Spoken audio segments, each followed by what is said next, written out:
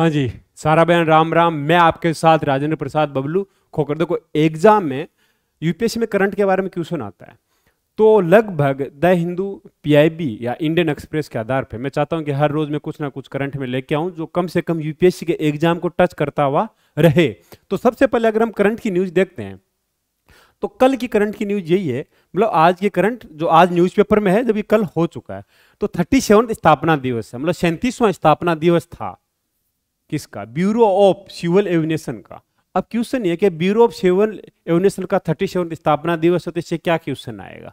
Question ये आएगा मेरे भाई, जनरल वीके सिंह साहब वहां पे जाते हैं, लेकिन क्वेश्चन ये आएगा कि इसकी स्थापना क्यों हुई और कौन सी कमेटी के आधार पे। तो सबसे पहले देश पांडे कमेटी बनती है 1978 में, ठीक है, सॉरी 1976 में देश पांडे कमेटी बनती है। देश पांडे कमेटी के, सॉरी देश पांडे नहीं, पांडे कमेटी के आधार, देश पांडे नाम, पांडे कमेटी के आधार पे ब्यूरो ऑफ सिविल एविएशन की स्थापना होती है। ठीक, अब ये कमेटी क्यों बनी? वजह ये थी 10 सितंबर 1976 को इंडियन एयरलाइंस को हाईजैक कर लिया गया था। अब इंडियन एयरलाइन को आपको पूछे कब हाईजैक किया था? 10 सितंबर 1976 को। 10 सितंबर 1976 को इंडियन एयरलाइंस को क्या किया गया? हाईजैक किया गया। अब हाईजैक करने वाले कौन थे? हाईजैक करने वाले थे आतंकवादी। ये आतंकवादी प्लेन को हाईजैक करके, अब हाईजैक कहां से किया? दिल्ली से हाईजैक किया। दिल्ली से थोड़ा सा बाहर जाके पार्लम में, वहां से हाईजैक करके प्लेन को लीबिया ले जाना चाहते थे, लेकिन प्लेन के कैप्टन की सूझबूझ से उन्होंने प्लेन को लाहौर लेके चले गए। कौन? कैप्टन रेड्डी। अब बहुत सारे लिबरल कहते हैं कि पाकिस्तान ने 10 सितंबर 1976 का हिंदुस्तान का साथ दिया था। हाँ, मानते हैं उस समय जितने भी यात्री थे सारों को सुरक्षित निकाला गया। जो भी दोनों आतंकवादी थे उनको पकड़ दिया, लेकिन कहते हैं इसमें पाकिस्तान ने सहयोग किया। 1 साल बाद में उन दोनों टेररिस्ट को पाकिस्तान ने छोड़ दिया था, ठीक है, जिन्होंने प्लेन हाईजैक किया था। तो अब जैसे प्लेन हाईजैक हुआ तो प्लेन हाईजैक होने की वजह क्या थी? सिक्योरिटी में थोड़ा लैप्स। तो सिक्योरिटी में लैप्स कैसे हुआ था? इसी चीज को देखते हुए पांडे कमेटी ने कहा कि अलग से एक सेल बनना चाहिए। क्या बनना चाहिए? अलग से एक सेल बनना चाहिए। उस सेल का मतलब कि एक यूनिट बननी चाहिए, किसके अंदर? Director general of the civil aviation के अधीन एक अलग से बनना चाहिए। उसी के लिए पांडे कमेटी की रिकमेंडेशन से बनी, क्या बनी? Bureau of the civil aviation security. अब इसका काम क्या था? इसका काम यह था, इस सेल का जो ये सिक्योरिटी बनी, कि जितने भी पर्सनल है, ट्रेंड है, जो सिक्योरिटी में लगे, उनको ट्रेंड करना, उनको मॉनिटर करना, ठीक है। और सिक्योरिटी की जितनी भी जो फॉरेन जो पॉलिसीज वगैरह उनको भी अपनाना, ठीक है, उनकी टेक्निक है उसको अपनाना। अब आगे होता क्या है कि ये सेल बना, लेकिन इसी समय एक और घटना होती है। मैंने बोला bureau of civil aviation security को स्थापना होती है, रियल स्थापना अगर इंडिपेंडेंट डिपार्टमेंट के रूप में अगर स्थापना होती है तो 1987 में होती है। वजह क्या थी? ये प्लेन था कनिष्क, सम्राट कनिष्क के नाम से है, इंडिया का प्लेन था कनिष्क, ठीक है, मतलब बोइंग 747, बोइंग 747, ठीक है। एयर इंडिया की फ्लाइट थी 182। अब ये फ्लाइट मॉन्ट्रियल से कहां आनी थी? दिल्ली आनी थी। ये मॉन्ट्रियल से, मतलब कनाडा से लंदन आ रही, तो बीच में कौन सा सी है? अंटार्कटिक सी। उस सी के अंदर ये प्लेन क्या होता है? ब्लास्ट कर जाता है बम से कम 329 आदमी थे, मारे जाते हैं। अब ये ब्लास्ट करता कौन है प्लेन में? बब्बर खालसा ग्रुप। ये बब्बर खालसा ग्रुप जो खालिस्तान का समर्थक है, 1978 में बब्बर खालसा ग्रुप बनता है। ये बब्बर खालसा ग्रुप वो ये जो हिंदुस्तानियों को मारता है, प्लेन क्रैश कराता है, मतलब प्लेन बम फोड़ता है। दूसरा, इसी बब्बर खालसा ग्रुप ने जापान में भी बम रखा था, लेकिन वो जापान में बम फटा नहीं। अब ये घटना कब घटती है? 23 जून 1985। क्यों? इस घटना के बाद बब्बर खालसा कहते हैं कि ऑपरेशन ब्लू स्टार का क्या है? ऑपरेशन जो ब्लू स्टार हुआ था कि उसका क्या? उसका बदला ये बब्बर खालसा ने स्टेटमेंट जारी किया था। अब जैसे ये हुआ, आपसे कोई पूछे कि बब्बर खालसा क्यों बना? बब्बर खालसा, ये याद रखना, एक आतंकवादी संगठन है। इनका निरंकारी संप्रदाय के साथ कुछ झगड़ा वगड़ा भी चल रहा था। 1978 में इसकी स्थापना होती है बब्बर खालसा ग्रुप की। अब उसी समय कहा कि अब अलग से एक डिपार्टमेंट बनाना पड़ेगा, तो उस समय से डिपार्टमेंट बना 1987 में। प्लेन कनिष्क का बम का जो विस्फोट हुआ था उसके बाद में। अब इसका काम क्या है? इसका काम क्या है डिपार्टमेंट का? जितने भी एयरपोर्ट वगैरह है, ठीक है, जितनी भी फ्लाइट्स वगैरह है उनको क्या करना, कोऑर्डिनेट करना, मॉनिटर करना, सिक्योरिटी वगैरह ट्रेंड पर्सनल को सिक्योरिटी मैटर में देना। दूसरा, आगे क्या करना है, सेफ्ट गार्ड जो भी ऑपरेशन अगेंस्ट होंगे, अनलॉफुल इंटरफेरेंस होगा उनको रोकना। ठीक, और जो सिविल जो फ्लाइट्स वगैरह जो ऑपरेट होगी हिंदुस्तान से आउटसाइड से, जो इंडियन फ्लाइट्स है उनको रेगुलेट करना इस ब्यूरो का काम है। तो आपसे एग्जाम में क्वेश्चन पूछे तो इस पर आपको क्लिक करना। अब आगे एक होता है, अब एक एक्सरसाइज है, देखो अजय वारियर। तो अजय वारियर एक एक्सरसाइज है, ये एक्सरसाइज 2013 से आ रही है। देखो ये कौन सी एक्सरसाइज है, 7वीं एक्सरसाइज है, अपनी सीरीज की 7वीं एक्सरसाइज है।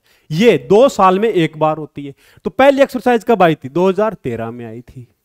ठीक, अब ये अजय एक्सरसाइज इस बार कहां पे हो रही है, अजय एक्सरसाइज किन के बीच में हो रही है, एग्जाम्पल तो याद रखना। ये देखो अपने भारतीय बिहार बटालियन से, और ये गोरखा बटालियन यूके की। अब इन दोनों बटालियन के बीच में ये क्या होनी है, एक्सरसाइज होनी है। इस एक्सरसाइज को आप देखोगे, ठीक, ये एक्सरसाइज कहां होनी है, पहली बात क्वेश्चन पूछे तो सैलिसबरी कहां पे होगी, Salisbury plain in United Kingdom. अब आपसे कोई पूछे कि सैलिसबरी है कहां पे, यूनाइटेड किंगडम में। अब मैंने कहा कि यूनाइटेड किंगडम में है, तो यूनाइटेड किंगडम में जो ये एक्सरसाइज होगी 27 अप्रैल से 11 मई के बीच तक ये एक्सरसाइज होगी। कब तक होगी, 11 मई तक होगी, 27 मई से। इंडियन आर्मी की है, नेवी की नहीं है ना कि एयरफोर्स की। अब पहली बात हमें देखना है सैलिसबरी कहां पे है। देखो ये यूरोप का मैप है, इधर ये अपना प्यारा भारत, साउथ इंडिया। यूरोप के मैप में आप देखोगे पूरा यूरोप, देखो ये कौन है, भूमध्य सागर, ये इटली वगैरह आ गया, ये फ्रांस। फ्रांस के जस्ट ऊपर यहां पे देखोगे ये है इंग्लैंड। ठीक है, ये यहां पे पर्वतमाला इंग्लैंड, ऊपर ग्राफियन पर्वतमाला है। ठीक है, और इधर देखोगे कैम्ब्रियज और ये पेनाइन, यहां पे है सैलिसबरी। इस एरिया में कौन, ये जो प्लेन है सैलिसबरी का मैदान इंग्लैंड में, यहां पे होगी एक्सरसाइज। ठीक है, अब क्वेश्चन आपसे वापिस चलते हैं। देखो सैलिसबरी कहां पे, यहां पे सैलिसबरी है, तो यहां पे कौन सा है, इंग्लिश जल से, ठीक है, इंग्लिश जल चैनल, और यहां पे फ्रांस है, बेल्जियम, नीदरलैंड। देखो आगे मैपिंग में ज्यादा नहीं घुसते हैं। अब तो अजय वारियर जो होगा, तो आपसे क्वेश्चन पूछे कि इस बार अजय वारियर कहां पे हो रहा है, सैलिसबरी। सैलिसबरी कहां पे है, इंग्लैंड में। ठीक है, बता दिया। अब यह कौन सा था, 7वां जो अभी हो रहा है, इससे पहले 6वां था। ठीक है, आज से 2 साल पहले 2021 में कहां पे हुआ था, अल्मोड़ा डिस्ट्रिक्ट, अल्मोड़ा डिस्ट्रिक्ट उत्तराखंड में।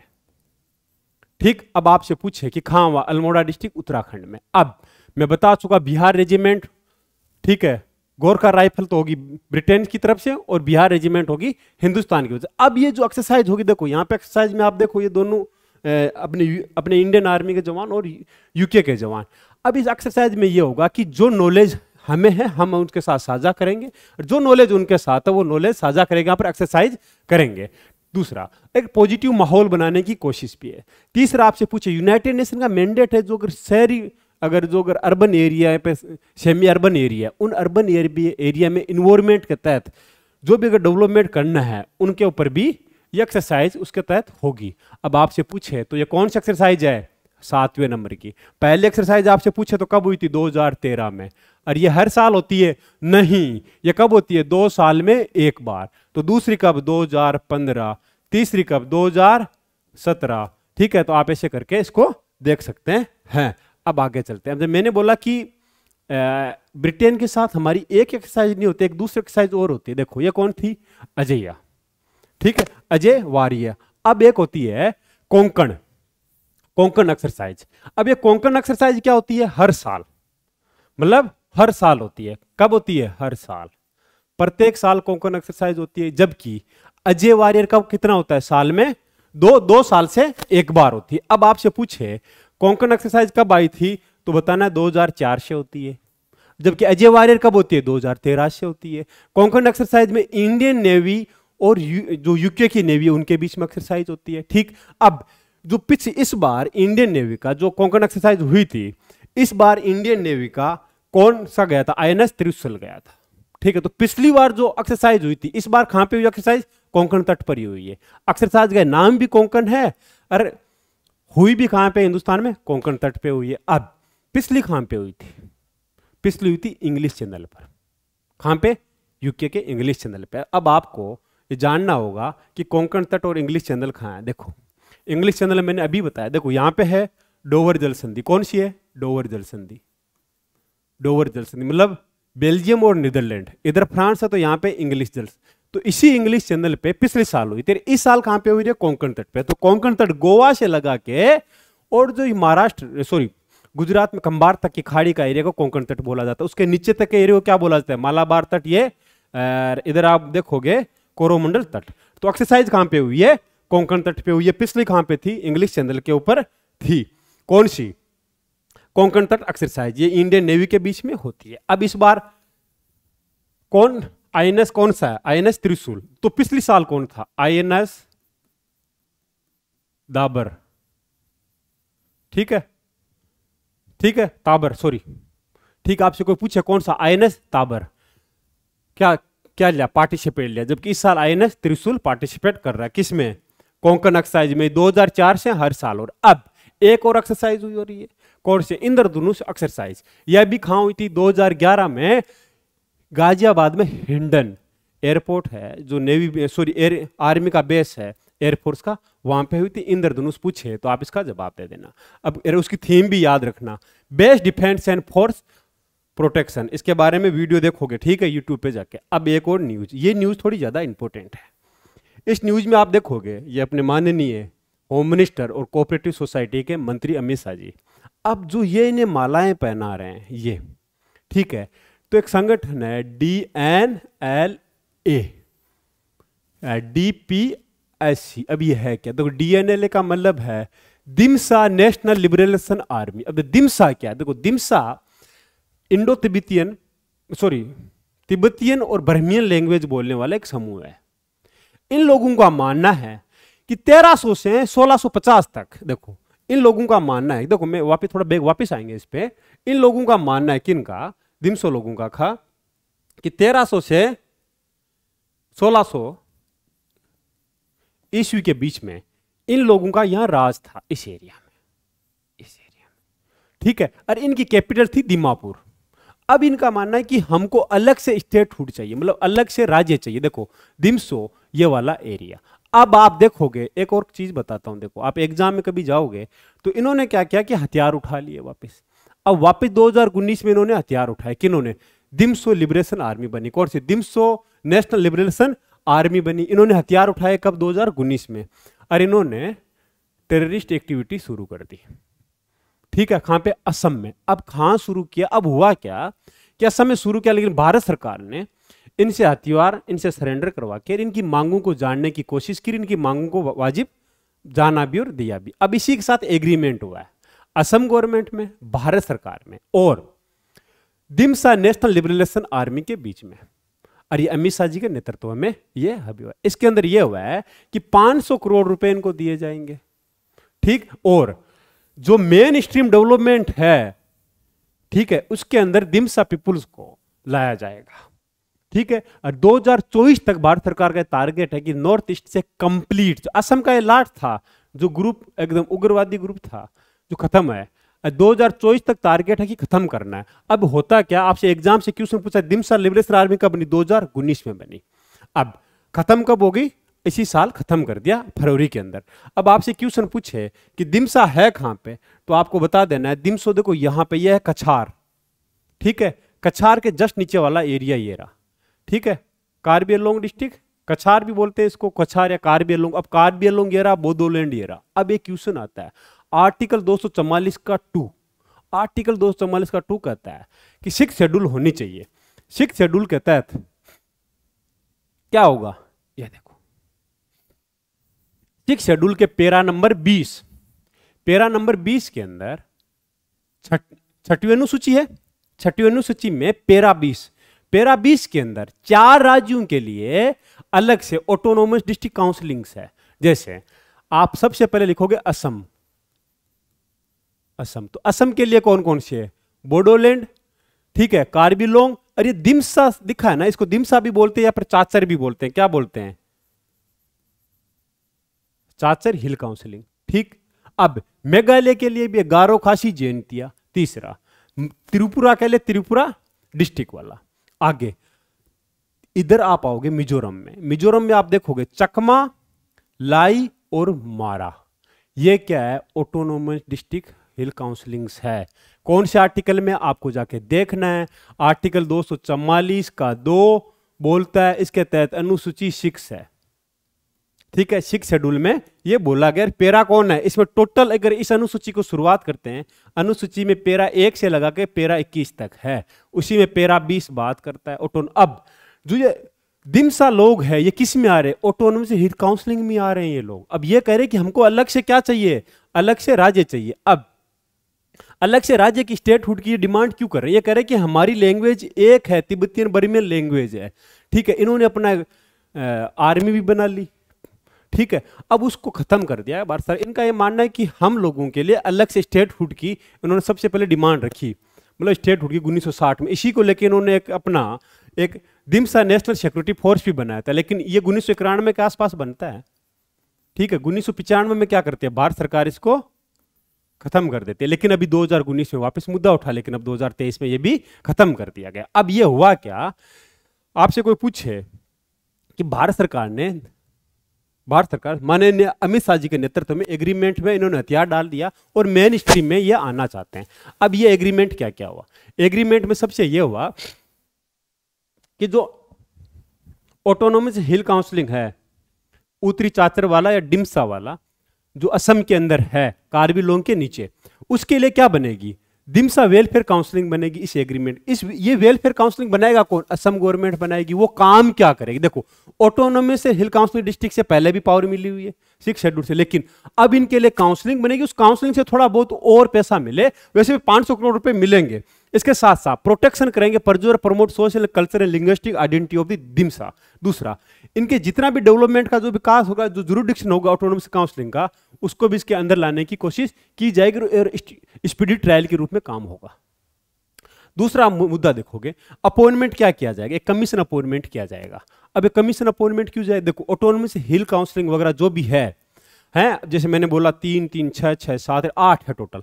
इन 8 के अंदर अगर कोई कमीशन बनाना है तो 6 शेड्यूल के तहत पैरा नंबर 14, उस 14 के अंदर आप जाओगे, गवर्नर के पास पावर होता है, वो क्या बना सकता है, एक कमीशन बनाएगा। और ये कमीशन क्या करेगा कि उस कमीशन का काम होगा कि अगर काउंसलिंग के अगर एरिया में कुछ और गांव वगैरह लाना, अगर पास के क्षेत्र लेके आने हैं, तो अब जो डिमसा लोगों की डिमांड है कि जो दिमापुर वाले एरिया में, नागालैंड में जो डिमसा पीपुल रहते हैं, उन्हीं लोगों को भी ऑटोनॉमस हिल काउंसलिंग के अंदर लाया जाए, ठीक है। उत्तरी छाछर या फिर अपर छाछर या नॉर्थ छाछर वाला जो डिमसा वाला है, ऑटोनॉमस हिल काउंसलिंग के तहत लाए, उसके लिए कमीशन बनाया जाएगा। ये किस में बात हुई, इस एग्रीमेंट के अंदर बात हुई है। अब आपसे कोई क्वेश्चन पूछे तो इस पे जवाब देना है। अब कल एक चीज के ऊपर नरेंद्र मोदी जी का, पीएम साहब का, आप देखोगे ये ट्वीट था। इस ट्वीट में क्या लिखा है, हमारे देश में दशकों से मान्यता रही कि भाई, सदियों से एक मान्यता रही, एक चली आ रही, कोई भी सरकार है उसे केवल बनी बनाई लकीरों पे चलना है। तो मोदी जी ने कहा कि ये लकीर मैंने 2003 में ही तोड़ दी थी कि बनी बनी लकीरें करे नहीं, मैं शासन करना चाहता हूं, जनता के साथ मेरा संवाद हो। लेकिन स्वागत से माध्यम से गुजरात ने सोच को बदलने का काम किया। स्वागत क्या है, स्वागत को आज 20 साल हो चुके हैं।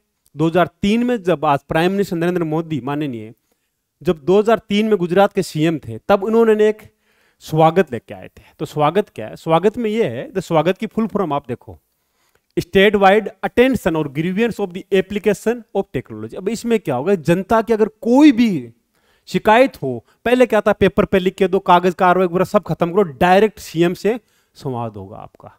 किसके थ्रू, टेक्नोलॉजी के थ्रू। इन्होंने एक अलग, जिस समय अदर स्टेट सोच ही नहीं रहे थे टेक्नोलॉजी के, उस बारे में स्वागत ये लेके आए। अब स्वागत का मतलब क्या है, अगर आपको कोई पूछे मेन प्रपोज क्या है इस प्रोग्राम का, ये 2003 में आया, अप्रैल में, 27 अप्रैल 2003 में। आज इसको 20 साल हो चुके हैं।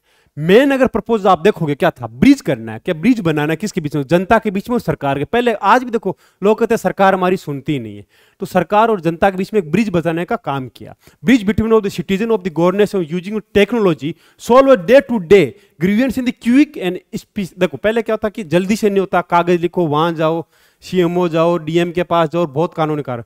एक दिन के अंदर आपकी कोई भी शिकायत है उसका निवारण होगा, ये सीएम तक पहुंच। इसमें क्या होगा, पेपरलेस, हैसल फ्री मैनेजर। अब देखो, अब जैसे ये लेके आए तो इससे क्या हुआ, स्वागत आया तो जनता के, देखो यहाँ पे देखो पीएम मोदी मिल रहे हैं जनता से। वैसे भी अगर ऐप का जो स्वागत स्कीम है इसके तरह ये भी था कि डायरेक्ट जनता से संवाद हो। अब इसमें क्या हुआ कि ईज ऑफ लिविंग अच्छी हुई जनता की, कि जो भी शिकायत वगैरह उसमें हुआ। अब आपसे एग्जाम क्वेश्चन पूछे कि स्वागत क्या है, तो स्वागत का मैं बता चुका हूँ फुल फॉर्म, स्टैब्लिश कब हुई थी 2003। अब स्वागत में ये था, जो सीएम है गुजरात के जिसमें नरेंद्र मोदी थे उस समय, आज 20 साल आज भी चल रहा है स्वागत। अब इसमें क्या होता है, स्वागत के 4 पार्ट है। पहला डिस्ट्रिक्ट लेवल पे स्वागत हुआ, उसको डिस्ट्रिक्ट कलेक्टर हेड करेगा। ग्राम पंचायत तालुका स्तर पर भी होगा, स्टेट लेवल पे होगा, उनको सीएम हेड करेंगे। अब हर शिकायत का निवारण होगा टाइम टू टाइम। अब स्वागत के लिए कब चुना गया, चौथा गुरुवार मंथ का, हर एक मंथ का चौथा गुरुवार आता है, ठीक है। उसको स्वागत की जो भी समस्याएं वो सीएम सुनेंगे। आपको पूछे ये रहा, और जितनी भी शिकायतें थी सारी की सारी शिकायतें 99% शिकायतों का क्या हुआ, सॉल्व हुई है। अब इसी चीज को देखते हुए 2010 में यूनाइटेड नेशन ने गुजरात गवर्नमेंट को स्वागत के रूप में, जो स्वागत जो ये है, स्वागत के लिए इंप्रूविंग ऑफ द ट्रांसपेरेंसी के United national public service award दिया गया। कौन सा अवार्ड दिया, United nation public service award 2010 में दिया गया। अब आपसे कोई क्वेश्चन पूछे तो इस पर आप जवाब दे सकते हो स्वागत का। अब देखो स्वागत के बारे में ये मोदी जी का ट्वीट है कल का, कि स्वागत के पीछे की भावना क्या, कि सामान्य जनता को, सामान्य मानव को लोकतांत्रिक संस्थाओं में लाना। कि सामान्य जनता लोकतांत्रिक संस्थाओं में कब आएगी, जब उनके लिए रास्ता खुलेगा, डायरेक्ट बात हो, सरल शब्दों में बात हो। ये नहीं हो कि वहां जाओ वो एप्लीकेशन लिखो, वो लिखो यस सर नो सर, कि नहीं, जनता द्वारा चुने हुए डेमोक्रेसी को एकदम जनता के करीब ले जाना, ठीक है। एक डेमोक्रेसी के मंदिर में सबको आने की छूट, यहाँ कोई कास्टिज्म नहीं है। लेकिन आज भी आप देखो कि बहुत सारे नियो कास्टिज्म बोल सकता हूँ मैं इस चीज़ को, कि आप अगर सरकारी अधिकारियों से बात करना, नियो का आपकी जान पहचान है, आप अगर उसी डिपार्टमेंट में तो आपका जल्दी काम होगा। कोई अगर आपका रिलेटिव है, अगर कोई नहीं है तो आपका काम नहीं होगा, आपकी शिकायत नहीं सुनी जाएगी, ठीक है। तो ये कास्टिज्म फ्री करने के लिए नियो कास्टिज्म को यहाँ पे टच ही नहीं होने दिया स्वागत ने, ठीक है। तो क्या विधान का स्वागत, समाधान का स्वागत, आज 20 और नरेंद्र मोदी जी के उस समय की पिक है। अब ये क्या है, idea of ease of living, reach of governance, जनता तक पहुंचना। सरकार का दोहरा रवैया नहीं होना चाहिए, आम नागरिक आसानी से अपने मुद्दों के साथ साझा कर सके, जनता को बता सके, आम नागरिक जैसे आम नागरिक सीएम से मिल सके, आराम से बात कर सके। अब देखो ये भी कल का ट्वीट, हमने बता दिया गवर्नेंस केवल नियम कानून और पुरानी लकीरों तक सीमित नहीं है। लोग कहते हैं कि सरकार पुरानी लकीरें नहीं, पुराना सिस्टम नहीं, पुरानी चीजें रखी जाएगी, लेकिन उनके साथ नवाचार भी जरूरी है। गवर्नेंस होती है वो इनोवेशन से, गवर्नेंस होती है नए आइडिया से, ठीक है। आपसे कोई पूछे तो बता देना, ठीक है। अब आगे चलते हैं। अब इसी चीज को लेते हुए, ये तो तब उस समय की बात है 2003 की, जब ये सीएम थे, जब prime minister Narendra Modi PM बने, तो ये एक और लेके प्रगति। अब ये प्रगति क्या है, आपसे पूछे प्रगति।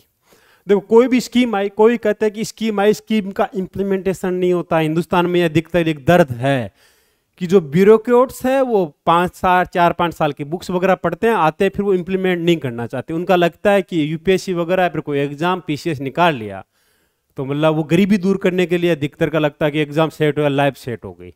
ऐसे लोगों को रहना भी नहीं चाहिए ब्यूरोक्रेट्स में, कि वो योजनाओं को इंप्लीमेंट करने नहीं आ रहे हैं, वो आ रहे हैं कि यूपीएससी यूपीपीसीएस का मतलब है लाइफ सेट।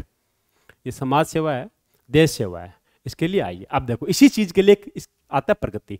अब आपसे कोई पूछे प्रगति की full form, proactive governance and timely implementation, की कोई भी स्कीम वगैरह, अगर कोई भी भारत सरकार की स्कीम है, स्टेट गवर्नमेंट की स्कीम है, वो टाइमली इंप्लीमेंट हो रही नहीं। इसके लिए क्या हुआ, क्या पीएम के हर स्कीम की जगह जाके देखेंगे, नहीं, नरेंद्र मोदी जी ने प्रगति लेके। अब इस प्रगति का मतलब क्या होगा कि हर, देखो पीएमओ और जो सेक्रेटरी होंगे स्टेट्स के, chief secretary of the state, ठीक है, सेक्रेटरी ऑफ द गवर्नमेंट के, और पीएमओ प्राइम मिनिस्टर खुद एक जगह बैठेंगे और मॉनिटर करेंगे स्कीम को महीने में एक बार। अब आपसे पूछे तो ये प्रगति कब लॉन्च हुई थी, 2015 में।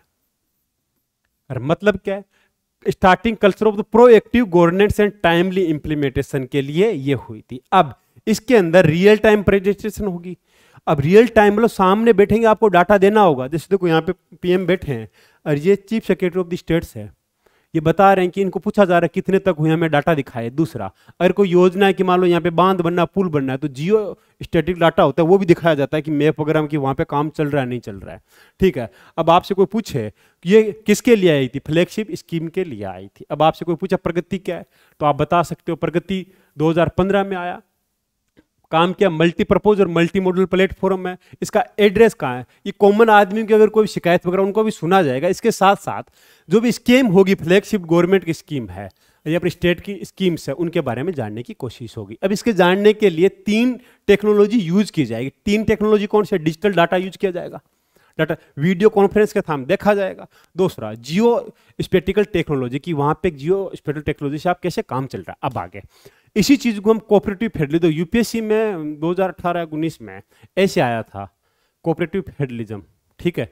अब इसमें कोऑपरेटिव फेडरलिज्म में देख सकते हो कि पीएम के सामने, पीएम भी है, प्राइम मिनिस्टर हमारे, secretary of the government of India के साथ साथ chief secretary of the state सारे बैठे हैं और वो अपने डाटा रखे एक स्कीम के लिए, इंप्लीमेंटेशन के लिए। और आप इसे देखोगे कि फुल इंफॉर्मेशन जो भी विजुअल्स वगैरह होगा उसका होगा। अब ये होगा कब? आपसे सबसे पहले पूछे कि इसके लिए टाइम, जैसे 4th गुरुवार था उनके लिए, ठीक है, स्वागत के लिए, तो यहां पे क्या है 4th, चौथा बुधवार प्रगति डे रखा जाता है। इस दिन पीएम साहब इनकी मीटिंग लेंगे और इस डे के ऊपर देखेंगे कि इंप्लीमेंटेशन कैसे हो रहा। आप इस चीज का स्क्रीनशॉट ले लो अगर आपको लिखना हो। अब यहाँ पे जैसे ये शॉर्ट फॉर्म है CPGRM है। CPGRM के बारे में कोई पूछे तो नाम देना है centralise public grievance redressal and monitoring system. इसके अंदर क्या है कि आप अगर किसी भी गवर्नमेंट डिपार्टमेंट से नाराज या फिर किसी सरकारी अधिकारी की शिकायत वगैरह करना चाहते हैं, आप इसी वेबसाइट पे जाए उनकी शिकायत कर सकते हैं। अब इस प्रगति की मीटिंग से पहले या प्रगति डे से पहले इस पे जितनी भी शिकायतें होती है, सारी की सारी शिकायतों का डाटा पीएम के सामने रखा जाता है। जो इंपॉर्टेंट्स है उनको हाथों हाथ सोल्व करने की कोशिश भी की जाती है। आप इन दोनों का स्क्रीनशॉट ले सकते हो। अब लास्ट न्यूज है, एग्रीकल्चर मिनिस्टर है तोमर साहब।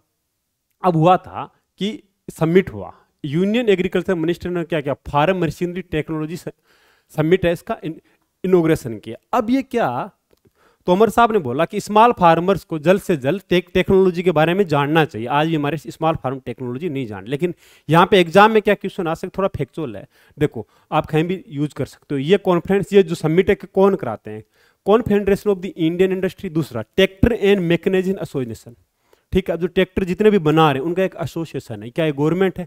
नहीं। जैसे CCI क्या गवर्नमेंट है? नहीं।